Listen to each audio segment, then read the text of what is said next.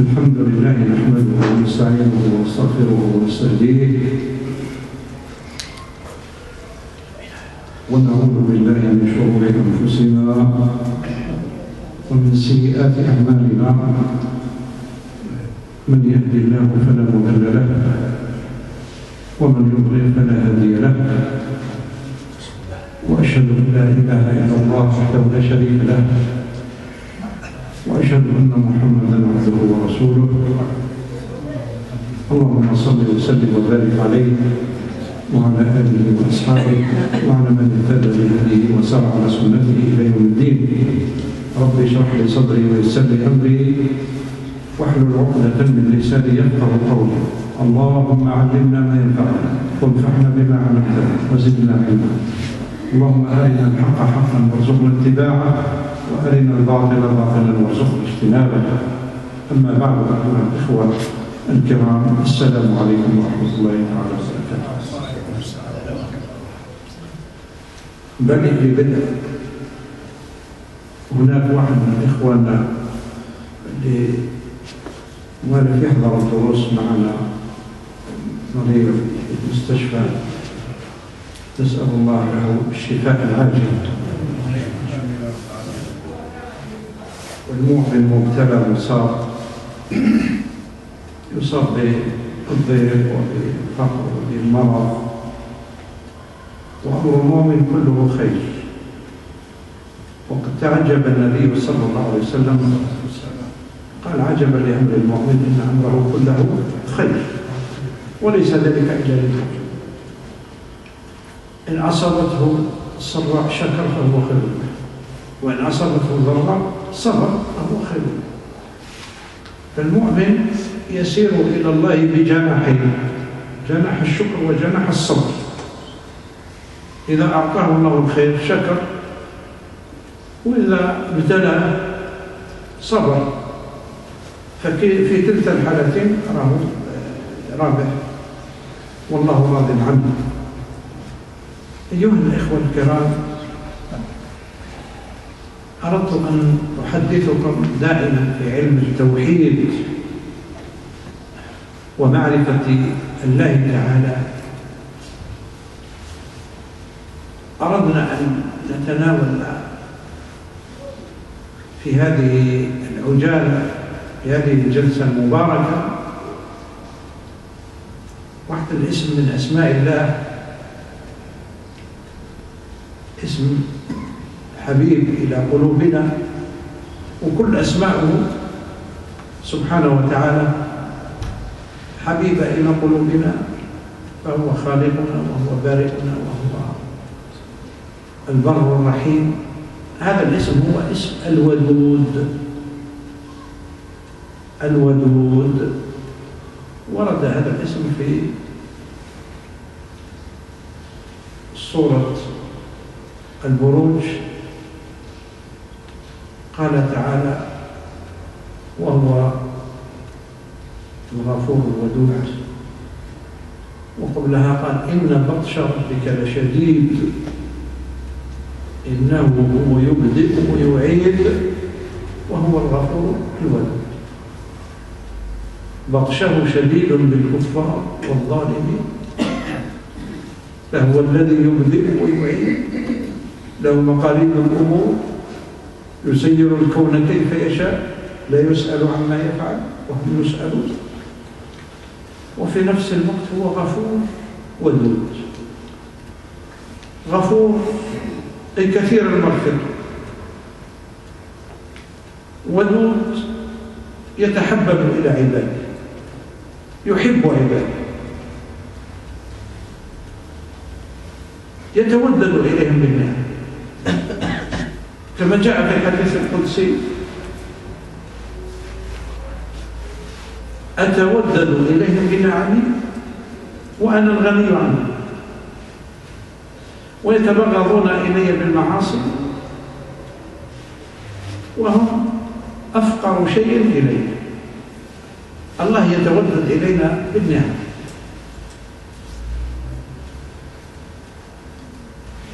الإنسان في وقت من الأوقات لم يكن شيئا موجود، لم يكن شيئا مذكورا، هل أتى على الإنسان حين من الدهر لم يكن شيئا مذكورا؟ لم يكن شيئا مذكورا. الله من وده لك ورحمته بك وحبه لك خلقك، أوجدك من عدم. فأول نعمة امتن الله بها علينا هي نعمة الإيجاد.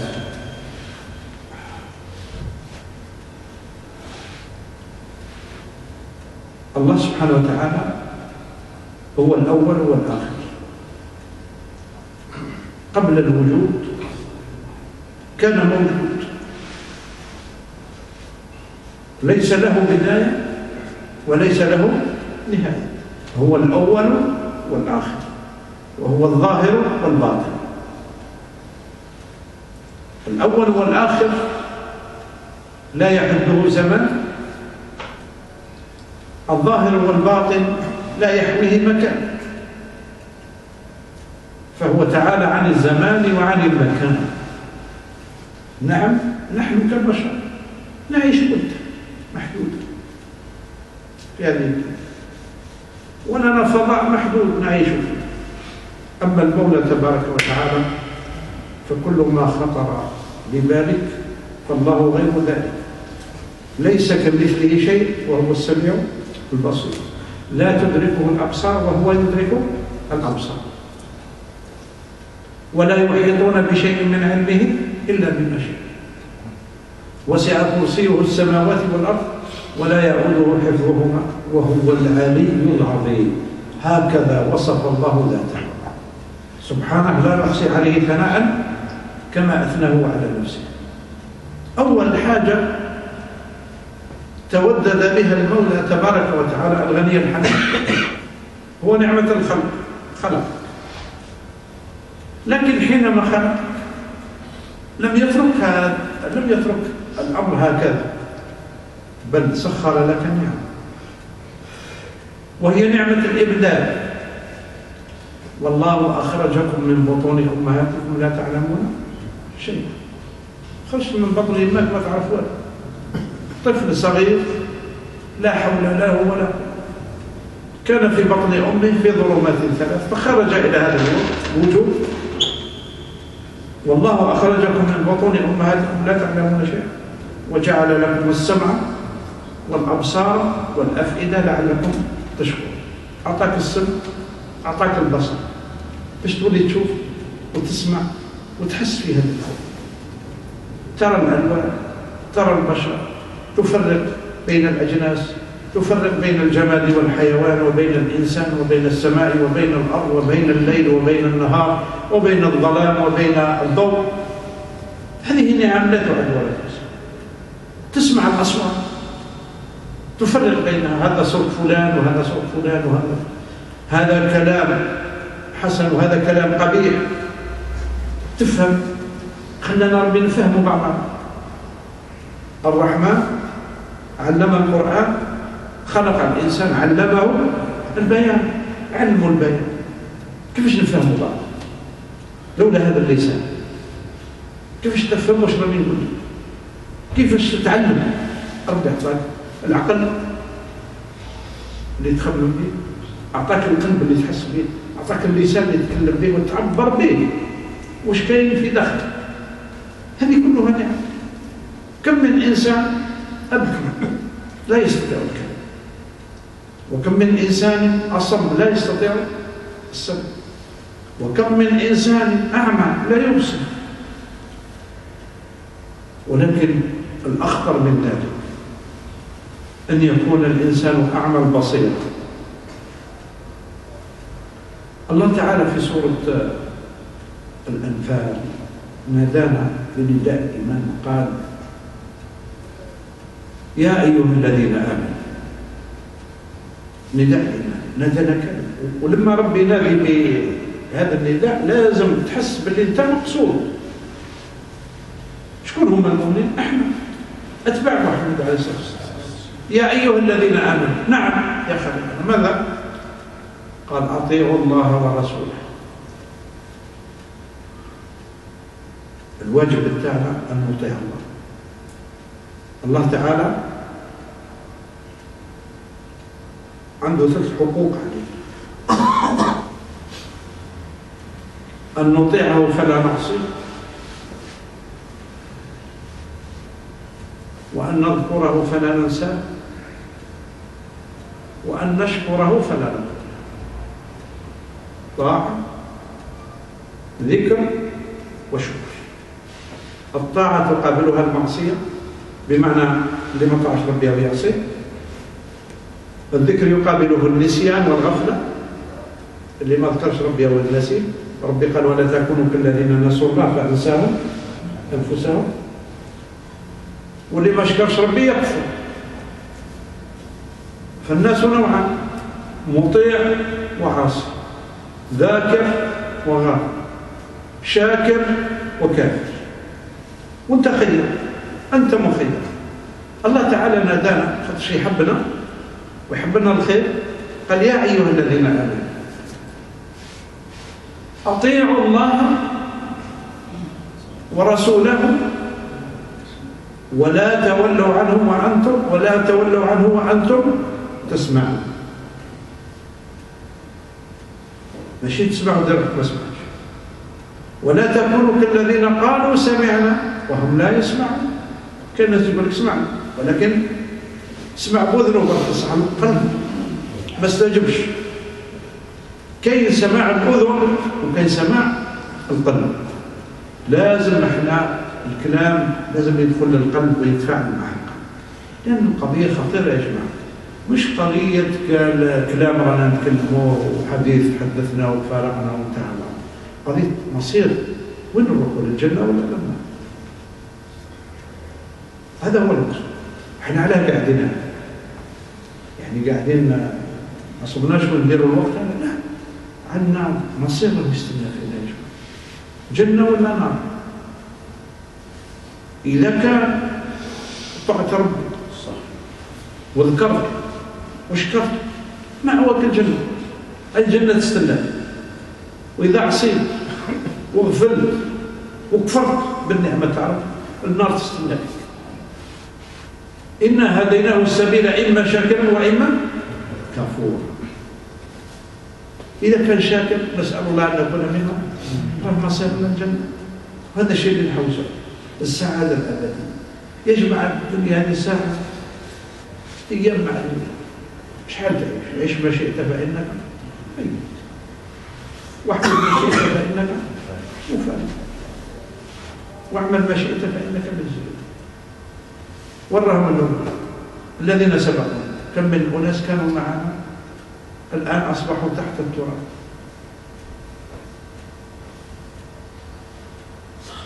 كم من شباب اختطفهم الموت. شحال من واحد يقول ما زال وإذا به الموت يأتي بغتة. الموت يأتي بغتة ما يخبرش. ومنكم من يتوفى ومنكم من يرد إلى أرض العمر. كان اللي يكبر وكان اللي ما يكبرش، كان اللي يموت في 20 في 30 في 40 في 50 في 60 في 70، وكان اللي حتى يبلغ أرض العمر لكي لا يعلم من بعد علم شيء. المهم لكل أجل الموت جاي، ما لازم توجد، لازم تهيأ. ولا تكونوا كالذين قالوا سمعنا وهم لا يسمعون. ثم قال: إن شر الدواب عند الله الصم البكم الذين لا يعقلون ولو علم الله فيهم خيرا لأسمعهم. وكان بشفيع الخير يسمعهم، لكن قلوبهم غلف، تهدر ولا ما تهدر. وسواء عليهم أنذرتهم أم لم تنذرهم لا يؤمنون، ما يأمنون. إن شر الدواب عند الله الصم البكم الذين لا يعقلون ولو علم الله فيهم خيرا لأسمعهم ولو أسمعهم لتولوا وهم معرضون. لذلك يأتي النداء بعدها مباشرة: يا أيها الذين آمنوا استجيبوا لله وللرسول إذا دعاكم لما يحييكم. ما معنى هذا النداء؟ يا أيها الذين آمنوا استجيبوا لله وللرسول إذا دعاكم لما يحييكم. ربما يسأل سائل: ألسنا أحياء؟ ألسنا أحياء خير ما حينا؟ لماذا قال استجيبوا لله وللرسول إذا دعاكم لما يحييكم؟ وش المقصود بالحياة؟ كاين عيش وكاين حياة، كاين اللي عايش وكاين اللي حي. اللي عايش يأكل ويشرب ويتمتع كما تأكل سائر المخلوقات، كما قال تعالى والذين كفروا يتمتعون ويأكلون كما تأكل الأنعام والنار مثوى لهم. هذا عايش وما هوش حي. الحياة الحقيقية يا جماعة هي حياة القلوب.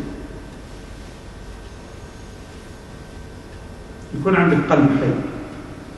معنى قلب حي تشعر باللي كاين لهذا الوجود خالق،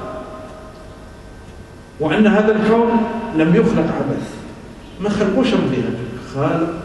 ربي خلق هذا الكون من أجل هدف في هذه الدنيا، وهدف بعيد اللي هو الخلود في جنة الله. وما خلقت الجن والإنس إلا ليعبدون. تعبد الله لكي تسعد بقربه وكي تسعد بلقائه. خلقت للعبادة، لم تخلق من أجل الأكل والشرب فقط. نعم تأكل وتشرب، لا أحد يحرم عليك الأكل والشرب، بل واجب عليك أن تأكل وتشرب، لكن الأكل والشراب هما وسيلتان لغاية عظيمة. تأكل وتشرب لكي تعبد الله، لكي تطيعه، لكي يكون هذا الجسد عنده قوام ويقوم بوظيفته في هذه الدنيا. قل إن صلاتي ونسكي ومحياي ومماتي لله رب العالمين. بمعنى دير كلش لله. إذا عندك علم لله، إذا عندك سلطان لله، إذا عندك مال لله، إذا عندك ذرية لله، إذا عندك كل شيء لله، لأن كل شيء يفهم. إن الله اشترى من المؤمنين أنفسهم وأموالهم بأن لهم الجنة. أنت إذا عندك شيء اقصد به وجهه. إذا عندك علم ابذلوا العباد، ذكرهم، فكرهم باش تنجيهم من النار، علمهم. إذا عندك مال انفقوا على الفقراء والمساكين. إذا عندك جاه واستطعت تنفع بالجاه تاعك انفع به الناس. إذا عندك يعني سلطة، إذا عندك أي حاجة أعطاك ربي صحة، أعطاك وقت، حتى يعني تنظف الطريق الشوارع تاع المسلمين، تزيح الأذى من طريقهم، راك تقدم خير للأمة. في الحديث تاع الرسول صلى الله عليه وسلم كان واحد الإنسان قال رأيت رجل يستظل بظل شجر في الجنة. شافوا النبي صلى الله عليه وسلم، هذا الإنسان مات وشافوا مستظل بظل الشجر. قال هذه الشجرة كانت في الطريق عندها عرف يؤذي الناس، عرف جاي في الطريق كي يجوا الناس فايتين يأذيهم هذا العرف بالشوك تاعو والورق تاعو. فجاء هذا الرجل وقطع هذا الغصن حتى لا يؤذي الناس، فرآه الرسول صلى الله عليه وسلم يتضمن بظل هذه الشجرة في الجنة. قولوا لي بالله عليك شحال يدي من الوقت هذا الوقت؟ يقطع يعني من شهر 6 أو قطع شحال ياخذ؟ 2 دقائق 3 دقائق يتضمن بظل هذه الشجرة. دقيقة دخلت للجنة، لحظة تاع استقامة، تاع فعل الخير، التفاتة طيبة إلى فعل الخير يخليك خالد في الجنة. الخير سهل يا إخوان، كما قال الرسول صلى الله عليه وسلم وإنه لا يسير على من يسره الله عليه. استجيبوا لله وللرسول إذا دعاكم لما يحييكم. حياة وين؟ حياة القلوب. تلقى قلبه حي، موش ميت، موش مشغول بالشهوات تاع الدنيا فقط. كاين اللي همه فقط ما يأكل وما يشرب ما يتمتع بهذه الدنيا. هذه المعيشة كل المخلوقات مشتركة، لكن أنت خلقت من أجل أن يحيا قلبك بالإيمان بذكر الله. والله يا إخوان ما كاش حاجة تسعد القلوب قد الذكر بتاع ربي والعمل الصالح. ألا بذكر الله تطمئن القلوب. هل العمل الصالح من عمل صالحا من ذكر أو أنثى وهو مؤمن فلنحيينه حياة طيبة. عمي صالح ريح هنا، خلي له مكان قدامه.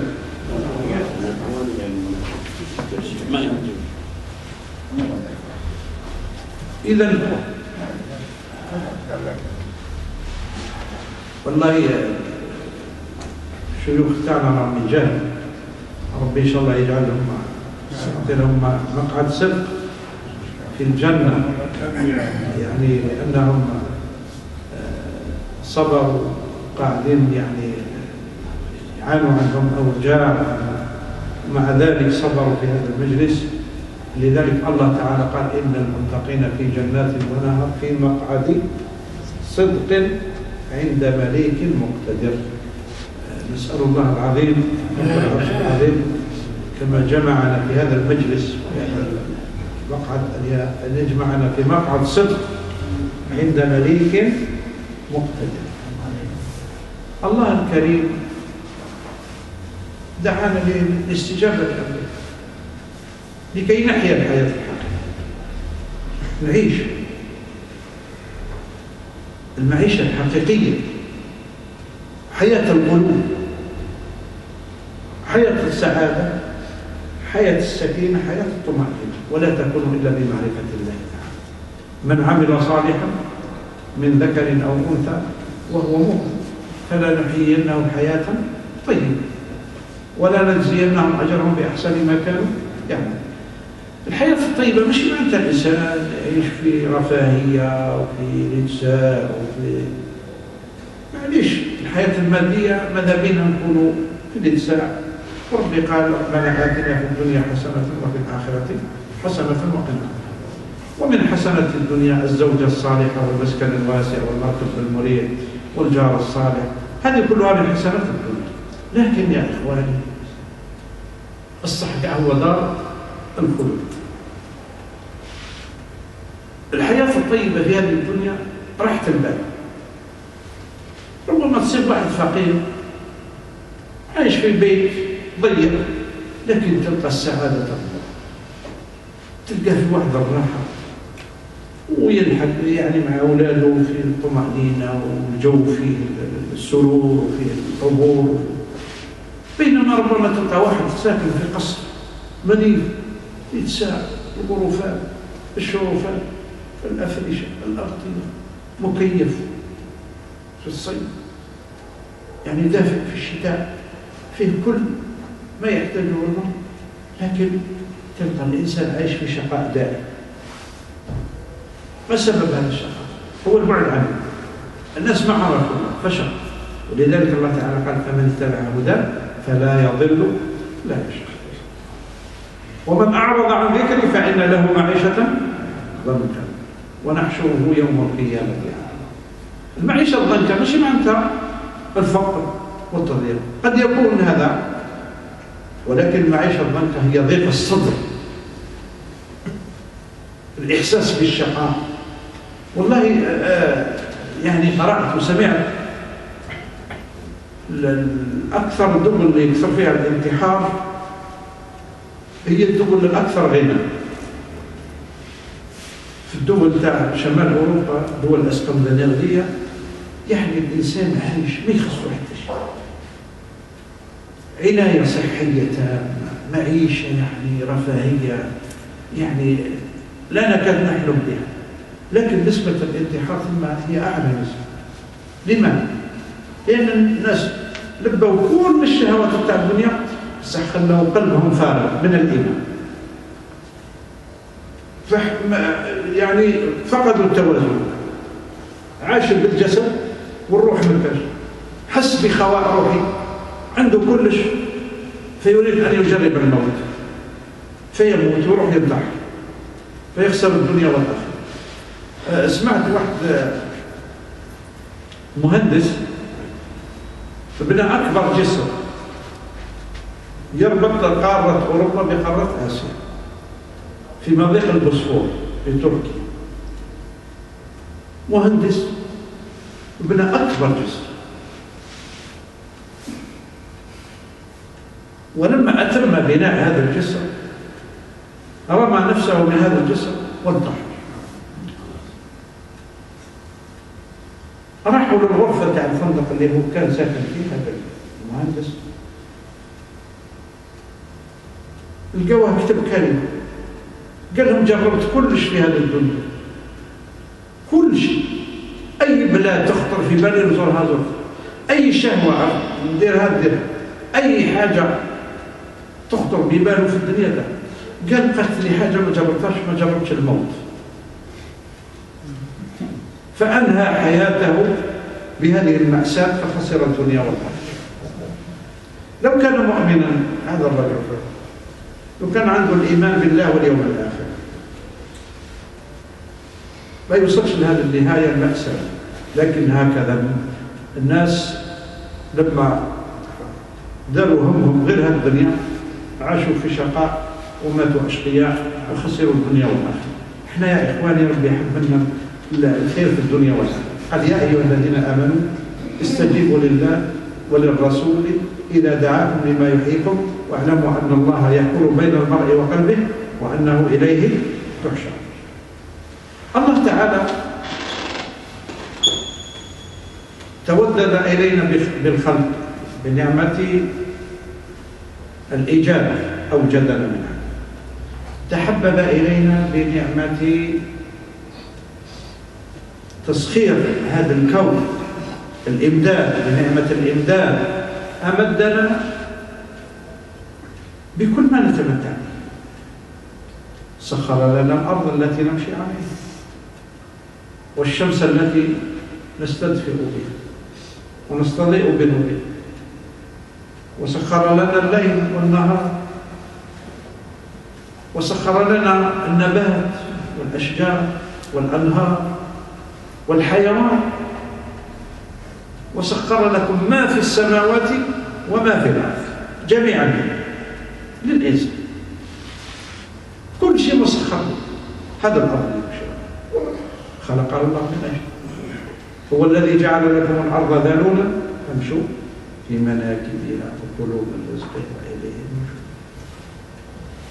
الحيوانات التي نركبها ونأكل لحومها وننتفع بجلودها وأوبارها وأشعارها وأصوافها وألبانها. أولم يروا أنا خلقنا لهم مما عملت أيدينا أنعاما فهم لها مالكون وذللناها لهم فمنها ركوبهم ومنها يأكلون. وفي آية أخرى ولكم فيها منافع ومشارب أفلا تشكرون. منافع ومشارب، منافع في هذه الأنعام. زين ويخلق ما لا تعلم. هذه من إعجاز العلم في القرآن. في سورة الأنعام قال والخيل والبغال والحمير لتركبوه وزينة ويخلق ما لا تعلم. سبحان من إعجاز العلم ما قالش السيارات والطائرات وغيرها من وسائل النقل الحديثة، قال ويخلق ما لا تعلم. اللي عايشين في هذاك الوقت يفهموها على حسب واش فهمت، واللي عاشوا في هذا الزمان عرفوا واش معناتها ويخلقوا ما لا تعلم.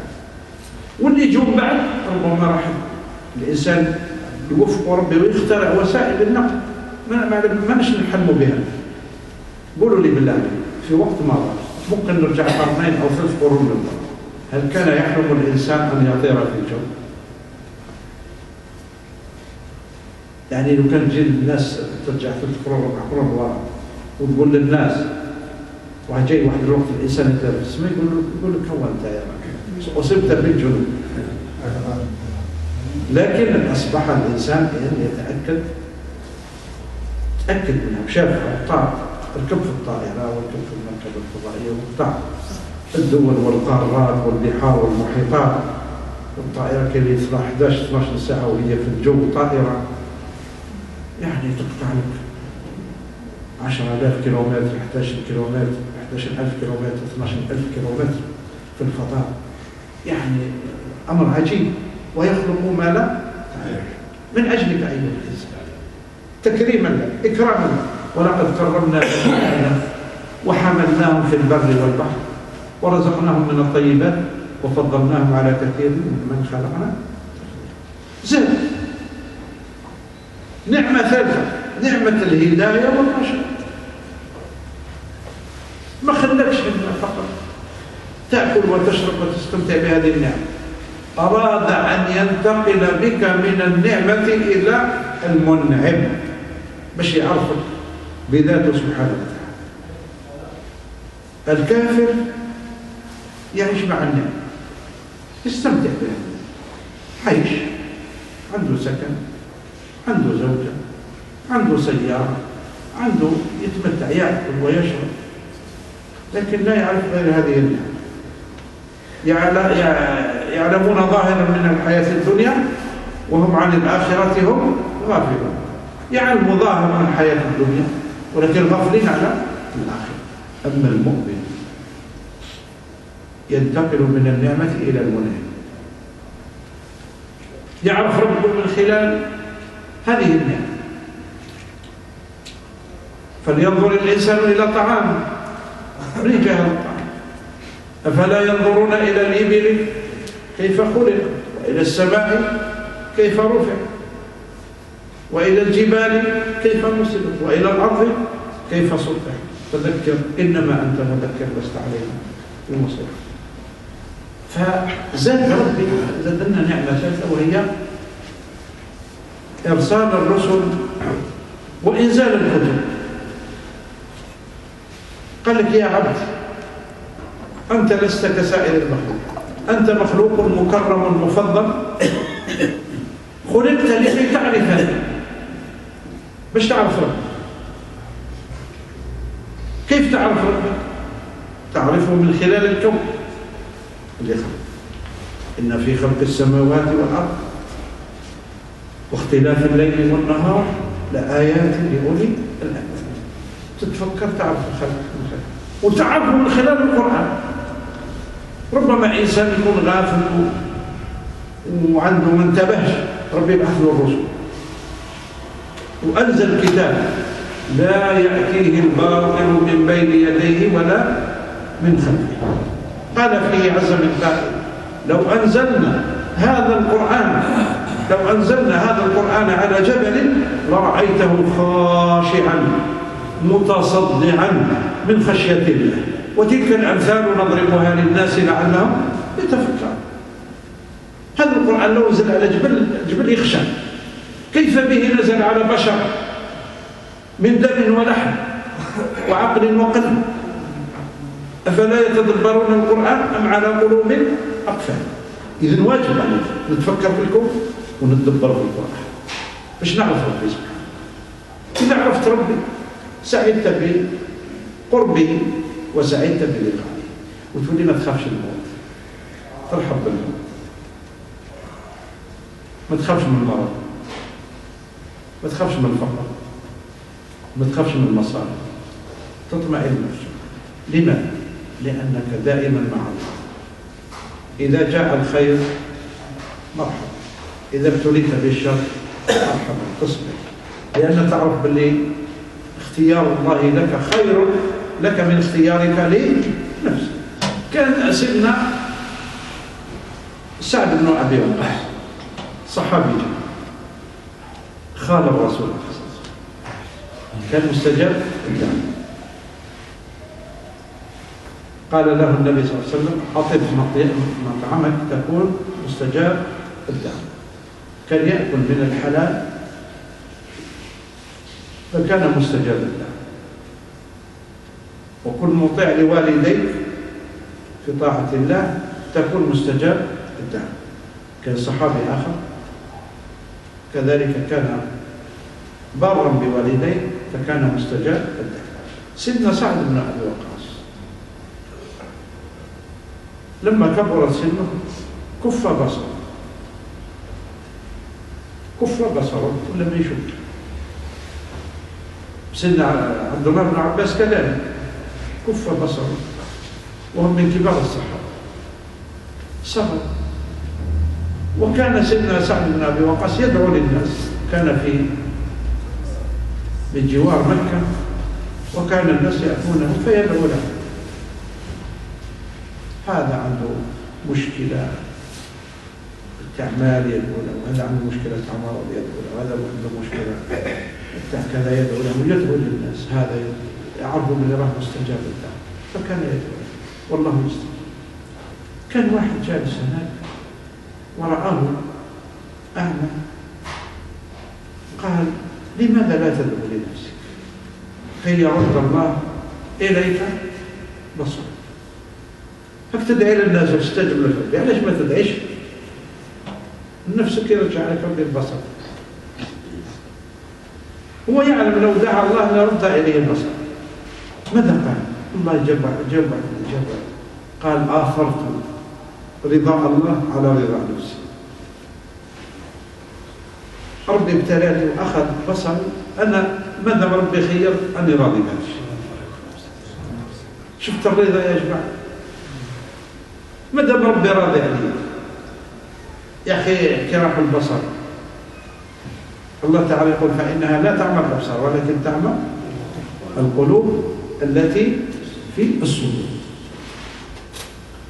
الإنسان يا إخواني بقلبه حي، قد يكون أعمى البصر، قد يكون أصم في أذنه، لكن قلبه يبقى دائما حي، يسمع ويبصر. قد يسمع الإنسان كلام بأذنه لكن لا يصل إلى قلبه. والله تعالى قال إن تتوبا إلى الله فقد صغت قلوبكم، يعني القلب يسعى، بمعنى يسعى يسمع ويستجيب ويتفاعل ويخرج من الغفلة ويطيع الله تعالى. هذا معناته إن تتوبا إلى الله فقد صغت قلوبكم. إذن هذه النعمة الثالثة نعمة عظيمة، أن الله تعالى أنزل الكتب، أرسل الرسل باش ما نبقوش هاملين، باش بينا الطريق تاع النجاة في الدنيا والآخرة. رسلا مبشرين ومنذرين لئلا يكون للناس على الله حجة بعد الرسل. علاش بعث ربي الرسل مبشرين ومنذرين؟ باش ما تبقاش حجة، ما يبقاش واحد يقول ما سمعتش. يوم القيامة تقيم الحجة على الناس كامل. والحمد لله ما كاش في الدنيا هذه اللي ما سمعش بالرسول عليه الصلاة والسلام، ما كاش اللي ما سمعش بالإسلام. راكم شفتوا واش داروا الأذى اللي يعني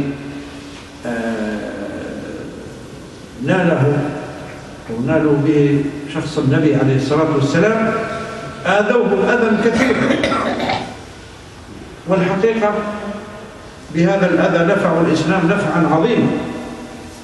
كثير من الناس كانوا ما يعرفوش الإسلام، ما يعرفوش نبي الإسلام، ما يعرفوش القرآن، ما يعرفوش هذا الدين، لكن لما بدأت هذه الدعايات وهذه الإساءات وهذه الرسوم وهذه الأمور تمشي في وسائل الإعلام، الناس بدأت تحوس تبحث واش كاين، شكون هذا الرجل والدين اللي جا به كيفاش عمل وكذا وكذا. بدأوا يبحثون وإذا بعشرات الآلاف بل مئات الآلاف يدخلون في دين الله أفواجا في أوروبا وفي أمريكا وفي آسيا. بدأ الناس يدخلون في هذا الدين، وعدد المسلمين والحمد لله في تزايد دائم. الديانة الوحيدة اللي راهي تنتشر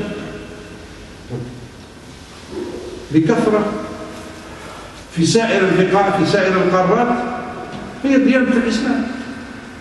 الديانات الأخرى راهي تنقص. والله في أوروبا الآن كثير من الإخوة، كثير من الكنائس أغلقت، وبعض الإخوة شراوها وداروها مساجد ومصليات، لأن أصبحت خاوية على دين ما عنده حتى مستقبل، دين ما عنده حتى معنى، دين ما عنده حتى قاعدة يستند إليها. ما كاش إقناع، لا يقنع القلب ولا يقنع العقل، خرافات، شعوذة. بينما الإسلام هو دين الحق، يأمرك بالتفكر والتدبر ويدلك على الله سبحانه وتعالى عن طريق الكون، عن طريق القرآن، عن طريق الحوادث التي تصير. ربنا سبحانه وتعالى نتعرف إليه من خلال هذه الأمور الثلاث، من خلال الكون، من خلال القرآن، من خلال الأحداث اللي راهي تصير، زلازل، براكين، مصائب تقع بالناس. وتلك القرى أهلكناهم لما ظلموا وجعلنا لمهلكهم موعدا. هذه الأمور كلها تدل على أن لهذا الكون خالقا عظيما، هو الحق، هو العدل سبحانه، لا نقصي عليه إنما هو العدل. هذا معنى الودود، يحب عباده فخلقهم وأمدهم وأرشدهم إلى طريق الهدى. وهناك مودة من العبد إلى الرب، يحبهم ويحبون، يحبهم ويحبون. يا أيها الذين آمنوا من يرتد منكم عن دينه فسوف يأتي الله بقوم، هي أوصف، يحبهم ويحبون. سبحان الله، الذي يحبهم قبل يحبونه، بمعنى هذه المحبة تبدأ من الله تعالى، فهو المبتدئ. خلقه لأنه يحبه، وأنعم عليه لأنه يحبه، وأنزل إليك الكتب لأنه يحبه، وأرسل إليك الرسل لأنه يحبه، ويحب لك السعادة، ويحب لك الخير في الدنيا والآخرة. وإذا نزل عذاب بالعباد، هذا العذاب يستهلونه بما كسبت أيديهم، وما أصابكم من مصيبة فبما كسبت أيديهم. والدليل على ذلك ما يفعل الله بعذابكم إن شكرتم وآمنتم. الله غني عن عذابه. العذاب ينزل بسبب العباد، بسبب انحراف العباد. ظهر الفساد في البر والبحر بما كسبت أيدي الناس. الفساد اللي ظهر في البر والبحر لم يرده الله سبحانه وتعالى، أو لم يرضى به الله، إنما هذا الفساد لا يرضى به الله. الفساد سببه هو انحراف العباد بما كسبت أيديهم. والله بعض الأحيان تروح مثلا الغابة، قبل ما يجوها الناس تلقاها نظيفة ما شاء الله. الحيوانات يعني ما تفسدش، حتى إذا حفر حفرة ولا إذا يعني ما يفسدش. إذا جاء البشر جاء الفساد، صح ولا جاء الفساد؟ تلك هي من القاذورات، هذا الفساد الظاهر، والفساد الباطن أيضا، الانحرافات، المعاصي، الذنوب، ظاهر الإثم وباطنه. إذا الإنسان إذا انحرف عن الصراط المستقيم هو سبب الفساد والضيق في الأرض. الله تعالى يقول ما يفعل الله بعذابكم إن شكرتم وآمنتم وكان الله شاكرا عليم. الله شاكر عليم، يريد من عباده أن يريد لعباده الخير، يريد لهم السعادة، يريد لهم الاستقامة. قال إن الذين قالوا ربنا الله ثم استقاموا تتنزل عليهم الملائكة ألا تخافوا ولا تحزنوا وأبشروا بالجنة التي كنتم توعدون. الله تعالى يبشرهم بالجنة في الدنيا قبل الآخرة. إذن العبد بماذا يتودد إلى الله؟ ربي يتودد إليك بالنعمة، كما جاء في الحديث القدسي أتحبب إليهم بنعمي ويتبغضون إلي بالمعاصي. بماذا تتقرب إلى الله؟ بماذا تتودد إلى الله؟ بالطاعة. إذا حبيت يحبك ربي، طريق المحبة واضح بلى. قل إن كنتم تحبون الله فاتبعوني يحببكم. اتباع الرسول صلى الله عليه وسلم هو طريق المحبة. قل إن كنتم تحبون الله فاتبعوني يحببكم. وفي الحديث القدسي وما تقرب إلي عبد بأحب إلي مما افترضته عليه. بكش حاجة يحبها ربي يتقرب بها إليه كما الفريضة قبل النفل. وما تقرب إلي عبد بأحب إلي مما افترضته عليه ولا يزال عبدي يتقرب إلي بالنوافل. النوافل الثانية فيها خير كبير. ما يزال عبدي يتقرب إلي بالنوافل حتى أحبه. هذا طريق المعنى.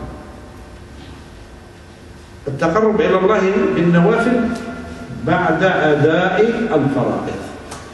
النوافل في الصلاة كاين نافلة صح؟ تصلي مثلا تصلي صلاة الظهر وتزيد ركعتين أو 4 قبل العصر تصلي، بعد العصر لا تصلي. صلاة النافلة منهي عنها بعد صلاة العصر، مكروهة، وعند الغروب منهي عنها حتى نخالف المجوس الذين يسجدون للشمس من دون الله عند الغروب. وعند الشروق النافلة منهي عنها، وعند الزوال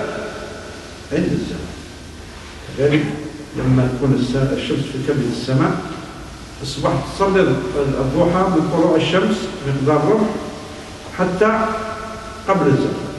يعني تصلي مثلا الآن شروق الشمس حوالي 6 غير 10 ولا 5، ممكن 6 و4 تقدر صلاة الضحى حتى للساعة 12 ولا 12 وربع. بعدين هذاك الوقت بتاع الزوال تكف عليه الصلاة. إذا زالت الشمس ودخل وقت الظهر صلي النافلة. كذلك تصلي حتى على العصر. إذا صليت العصر تكره صلاة النافلة حتى تغرب الشمس. بعد أذان المغرب تحل الصلاة تصلي. وما يزال عبدي يتقرب إلي بالنوافل في الصلوات والنوافل في الصيام. الله سبحانه وتعالى فرض علينا شهر في السنة. يا أيها الذين آمنوا كتب عليكم الصيام كما كتب على الذين من قبلكم لعلكم تتقون أياما معدودة. ولكن الرسول صلى الله عليه وسلم سن لنا صيام النافلة، منها 6 أيام من شهر شوال. من صام رمضان ثم أتبعه 6 من شوال كان كصيام الدهر. كصيام الدهر لأن الحسنة ب10 أمثالها. شهر رمضان شهر يعوض 10 شهور والسنة فيها 12 شهر. كي نزيدو نصوموا 6 أيام كي نضربوها في 10 معناتها 60 يوم، كأننا صمنا 12 شهر. ربي كريم سبحانه، ربي كريم. الحسنة ب10 أمثالها إلى 700. صوم الشهر زيد 6 أيام كأنما صمت الظهر. تصوم 3 أيام في الشهر كأنما صمت الظهر، لأن كل نهار ب10 أيام، نهار ب10 أيام ونهار ب10 أيام ونهار ب10 أيام صافي كأنما صمت 30 يوم. لو داومت على صيام 3 أيام في الشهر أنت صائم للدهر. صوم الدهر. وشرع النبي صلى الله عليه وسلم صيام الاثنين والخميس لأن الأعمال ترفع في هذين اليومين. وشرع كذلك صيام يوم عرفة، وإن كان يعني 9 أيام محبب فيها الصوم، لكن خاصة يوم عرفة يوم التاسع يكفر ذنب 2 سنين بالإضافة للأجر الكبير فإنه يكفر ذنب سنتين. وكذلك شرع لنا صوم يوم عاشوراء والتسعاء وعاشوراء يكفر ذنب سنة. هذا فيما يخص النوافل في الصوم. كذلك النوافل في الصدقات. أنت عليك مثلا وجبت عليك زكاة المال 2.5% زكاة المال، تخرج تحسب واش عندك وتخرج زكاة مالك وتزيد تتصدق تطوعا. هذا النافلة كذلك عنها عند الله أجر عظيم. وما يزال عبدي يتقرب إلي بالنوافل حتى أحبه. يعني تخيل يحبك رب العالمين،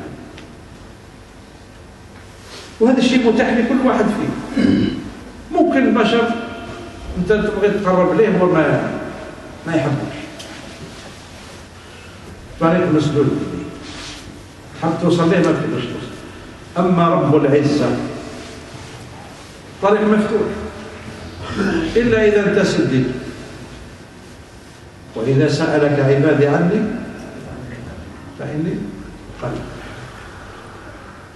هذا إنسان جاي يسأل الرسول صلى الله عليه وسلم ربنا سبحانه وتعالى أهو قريب فنناجيه أم بعيد فنناديه.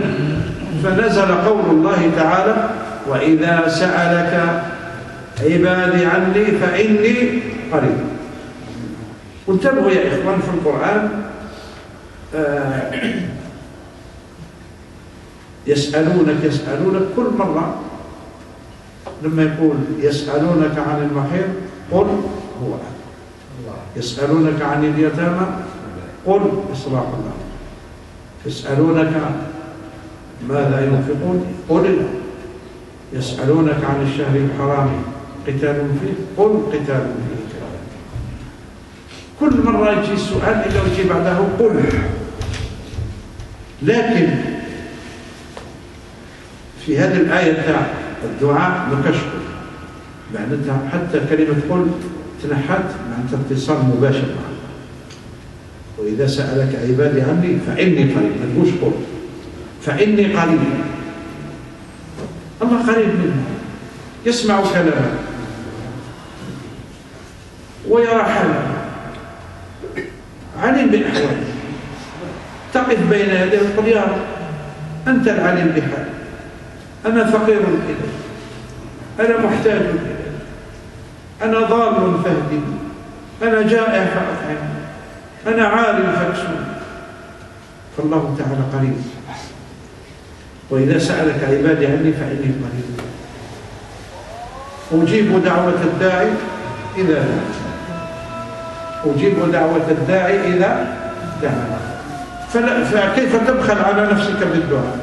وقال ربكم ادعوني أستجب لكم. وقال ربكم ادعوني أستجب لكم. إذن أنت تتقرب إلى الله بعد الفرائض بالنوافل. فإذا تقربت إلى الله يحبك وما يزال عبدي يتقرب إلي بالنوافل حتى أحبه. فإذا أحببته إذا أحبك الله يعطيك واحد المزايا. كنت سمعه الذي يسمع وبصره الذي يبصر ويده التي يبطش بها ورجله التي يمشي عليها. بمعنى تصبح مؤيد من الله، ترى بنور الله، تسمع بنور الله، تبطش بإذن الله، تسير بإذن الله. تولي حياتك كلها نور، حياتك كلها استقامة، حياتك كلها عمل صالح. وتعيش حياة السعادة في الدنيا قبل الآخرة. والجزاء تاع الدنيا تاع الآخرة خير وأبقى من جزاء الدنيا. يا إخواني والله هذا هو الدين، هذا هو الدين. ربي سبحانه وتعالى خلقنا باش نعيش هذه الحياة، حياة السعادة، حياة الطمأنينة، حياة السكينة، حياة القرب من الله تعالى، حياة النصرة، حياة التأييد. الشقاء اللي عايشينه الناس الآن سببه تعرفوا وشو؟ الغفلة، الإعراض عن الله، الانحراف عن صراط الله. والله لو رجعنا على الطريق المستقيم يتغير كلش في الحياة. وأن لو استقاموا على الطريقة لأسقيناهم ماء غدقا ولو أن أهل القرى آمنوا واتقوا لفتحنا عليهم بركات من السماء ولكن كذبوا فأخذناهم بما كانوا يكسبون. الناس غافلة يا جماعة، وقليل من عبادي الشكور. قليل اللي يشكر ربه، قليل اللي يذكر ربه. المنادي ينادي في صلاة الصبح حي على الصلاة، حي على الفلاح، الصلاة خير من النوم، والناس يا حسرة يتقلب على الجنب الثاني. وقليل من يأتي إلى المسجد،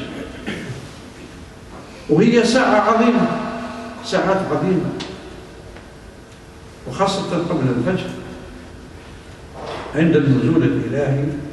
إذا جاء الثلث الأخير من الليل ينزل رب العزة إلى السماء الدنيا نزولا يليق بجلاله وكماله، ليس كمثله شيء وهو السميع البصير. لا نقول كيف يكون هذا النزول، إنما نزولا كما جاء عن النبي صلى الله عليه وسلم. ويقول تبارك وتعالى هل من مستغفر فأغفر له، هل من تائب فأتوب، هل من سائل فأقضي له. هي وش تحوس أكثر من هذا؟ هل من مستغفر فأغفر له، هل من سائل فيعطى، هل من تائب فأتوب عليه. تحب التوبة أبواب التوبة، تحب المغفرة مغفرته وسعت كل شيء. تحب يعطيك من خيرات الدنيا أسأل، أو يقول لك اسألني وقال ربكم ادعوني أستجب. لا، كيف تبخل نفسك في هذه الساعة المباركة؟ والله يا إخواني لو علمنا ما في هذه الساعة من الخير لما نمنا، يعني نفطر ساعة قبل الفطور ولا ساعة ونص، الإنسان ينوم ويتقرب إلى الله في هذه الساعة المباركة، يشعر بوقت الراحة والطمأنينة. ما كان حتى واحد يعني قلبك راد في سكينة الليل، تدعو الله، تتوضأ، تسجد لله، تركع لله، تدعو الله سبحانه وتعالى بما فتح الله عليك، تعيش وحدة السعادة لا مثل لها. ثم تأتي إلى المسجد وتصلي الصبح وأنت في ذمة من صلى الصبح فهو في ذمة الله، يعني ربي يضمن لك هذاك اليوم الذي تصلي فيه الصبح جماعة. إذن فإذا أحببته كنت سمعه الذي يسمع به، وبصره الذي يبصر به، ويده التي يبطش بها، ورجله التي يمشي بها، ولئن سألني لأعطينه، ولئن استعاذني لأعيذنه. إذا سألته يعطيك، وإذا استعنت به يحميك، وإذا استعاذني لأعيذنه. وتعيش في وحدة السعادة ولو كنت فقيرا، لأن المشكلة مش في كثرة المال والمتاع. قلنا كثير من الناس هذه المواد وهذه الأمور المادية زادت إلهاتهم وزادت قسات قلوبهم. والله تعالى يقول ألم يأن للذين آمنوا أن تخشع قلوبهم لذكر الله وما نزل من الحق ولا يكونوا كالذين أوتوا الكتاب من قبل فطال عليهم الأمد فقست قلوبهم وكثير منهم فاسقون. النوع الثالث من الود، الله يتودد إلى خلقه، المؤمنون يتوددون إلى الله بالطاعة والتقرب إليه. والنوع الثالث من المودة هي المودة بيننا. ربي سبحانه وتعالى من رحمته جعل التراحم بيننا، جعل الأم ترحم ابنها، والوالد يعطف على ولده، فطرة في الإنسان. الأب ما يفرط في ولده، الأم ما تفرط في ولده. لذلك في القرآن الكريم جاء الأمر بالإحسان إلى الوالدين، ولم يأتي الأمر بالإحسان إلى الأبناء. صح ولا؟ وقضى ربك ألا تعبدوا إلا إياه وبالوالدين إحسان. ما قالش بالأولاد، لأن الأولاد فطرة، ما كاش واحد يقدر يدير الشر في ولده، صح؟ كل منا يحب الخير لأبنائه وبناته، بل يجوع هو لكي يشبع أبنائه، يتألم هو باش يرتاحوا أولاده، يتعب من أجله، يسهر لكي ينام. والله واحد الإنسان ابنه أصيب بمصيبة، قال له كان جات في يوم ما تجيش في ولد. وكثير من الآباء يقولون هذا، حتى الموت يتمنى، يقول أموت نموت أنا وما يموت ولدي، صح ولا؟ من كثرة حبه لابنه. أبناؤنا أكبادنا تمشي على الأرض، أكبادنا تمشي على الأرض، ولكن هذا الشاب الصغير كي يكبر في كثير من الأحيان ينسى حق الوالدين. هذا الإنسان الكبير يبدأ ما عندوش قدر، ما عندوش قيمة، وربما الابن هذا يرفع صوته على باباه، والأم ترفع صوتها، والبنت ترفع صوتها على إمام، ويصير العقوق في البيوت. رانا نشوف الأمور اللي سبحان الله التي يندى لها الجميع. لذلك جاء الإسلام باش عدل الموقف وقال وقضى ربك ألا تعبدوا إلا إياه وبالوالدين إحسانا، أما إذا الكبر أحدهما أو كلاهما فلا تقل لهما أف ولا تنهرهما وقل لهما قولا كريما. إذا عطف قلب الوالدين على الأب باش يربوه، ولولا هذه الرحمة من الله وهذه المودة من الله لما كان. لو ينزع ربي من قلوبنا الرحمة لما أحسننا إلى أبنائنا وبناتنا، لكن هذه الرحمة الله تعالى قال فبما رحمة من الله لنت لهم ولو كنت فظا غليظ القلب لانفضوا من حولك فاعف عنهم واستغفر لهم وشاورهم في الأمر. كذلك الرحمة حتى مع الحيوان، يعطف على ابنه. ترى يعني البقرة تعطف على ابنها الصغير، والغنم والماعز والدجاج تحضن أبنائها، البيض قبل أن يخرج ثم إذا خرجوا يعني في الشتاء تدفئهم وتحميهم من سائر الأضرار. هذه الرحمة يعني جعلها بين الخلق، جعلها بين الخلق يتراحمون فيما بينهم، والراحمون يرحمهم الرحمة. كاين أمر آخر نختم به قبل الأذان، قبل الأذان كذلك الله سبحانه وتعالى قال في القرآن الكريم